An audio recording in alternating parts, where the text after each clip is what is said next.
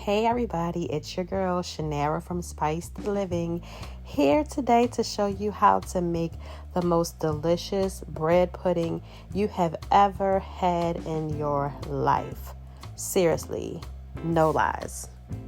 Before we get started, I need you to do me a big favor and subscribe to my channel to make sure that you get the latest and greatest content from me. Go ahead and hit that button right now. In my not so humble opinion, the best bread pudding is always made with French bread. Now, you guys know I like to cook large quantities of food. Whenever I show you a recipe, I'm showing you how to make enough to feed your mama, your brother, your neighbor, because, hey, you make something good, you should want to share it with other people, right? So this recipe is enough to fit into a half pan. Also, it's super important to use day-old bread. You can either go to the bakery and say, hey, can you give me this loaf that's old, maybe from yesterday, or you can just buy fresh bread and let it sit out overnight so that it gets nice and stale. Don't worry, it still will be good to eat. It won't be harmful, but you really want your bread to stale so that it soaks up the moisture a lot better. You ever have someone's bread pudding and it just tastes like bread? Like, where's the pudding? It just tastes just like bread, and the pudding, the moistness has not soaked through. Well, part of the reason is because they didn't use old bread. They used fresh bread for bread pudding, which is a major no-no. So as you can see, I am cutting up this bread into smaller pieces. You can rip it apart with your hands if you want. You don't have to be, super fancy like me. If you do have kids helping, this might be a great time to give them something to do. You can have them wash their hands and they can pick the bread apart for you. I should also note that every loaf of bread is different. It's going to depend on the store that you go to. You might find some French bread loaves to be a little thinner, but that's why you really want to measure this out into cups. So you'll see in the description box below, where I have the recipe, how many cups I want you to use. Next, we're going to add in some eggs.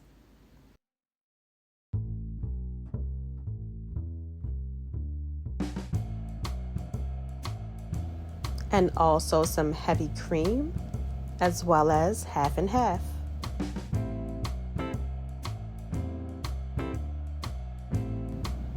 Real vanilla, pure vanilla extract is super important in most of my recipes.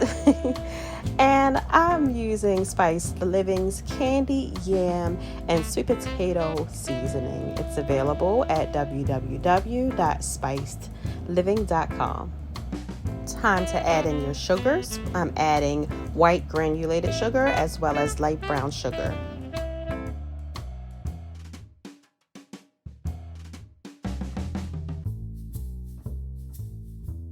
And of course, I'm adding in some real butter.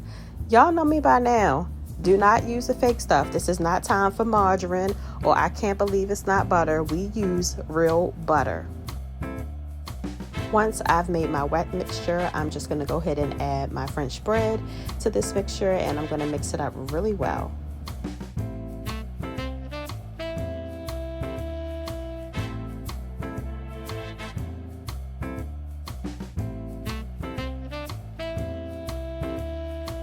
And in true Shanara fashion, I have my half pan ready because I don't want to wash no dishes. So I'm going to go ahead and add my bread pudding mixture to this half pan. It's no need to grease or butter it because we put a lot of butter in the bread pudding already. So this is going to get pretty buttery as it bakes. Mine is looking a tad bit dry, so I just added some more half and half on the top. Not a lot, just a little. And if you want to add some raisins in, you could add some raisins or some toppings that you choose to add in between. I'm going to cover this well, and I'm going to refrigerate overnight or at least 8 hours. So this is where a lot of people go wrong with their bread pudding. They don't give it time to let all that good flavor from that wet mixture get inside those bread pieces. So look, my bread has soaked overnight It has literally devoured that wet mixture, and it is ready for me to bake. I'm going to cover the bread pudding back up and stick it in the oven. I like to cover my bread pudding because I want to trap all the moisture. If you don't cover it, then the tops might get a little too crispy. Fresh out the oven, looking so good. Nice color, right? This is not no light skin bread pudding. This is nice little caramel type bread pudding. I don't like light skin bread pudding, and I don't like dark skin bread pudding. I like my men dark, but not my bread pudding. Y'all, this was so easy, right? But we're not done yet. We have to make a nice rum or vanilla sauce to go over top. In a saucepan, I'm going to melt some real salted butter. And my heat is about medium, not too high, not too low. After my butter has melted, I'm going to add in some sugar as well as some cornstarch, and I'm going to mix that up a little.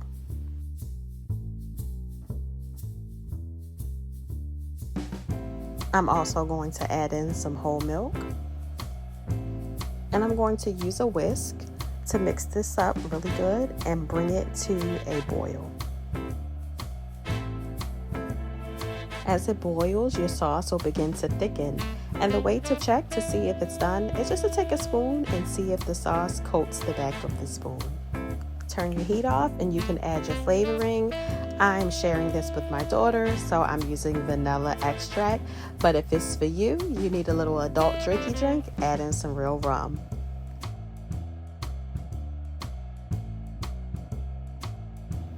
Oh, I got to pat myself on the back, baby. This looks amazing, and y'all, let me tell you, it was gone in a couple of days. Yes, the whole half pan, I ate it, and my daughter ate it, and that's it, and we ain't share with nobody. Another tip for you, grab a squeezy bottle from Amazon or somewhere and squeeze the sauce onto your bread pudding. It just makes it a lot more delightful to look at. Make sure that you subscribe to my channel, comment down below, let me know how you like this recipe. Please, please, please share this recipe on your social networks. It means a lot to me when you share all of my content. I will be back soon with some really good stuff. I appreciate you all. Take care.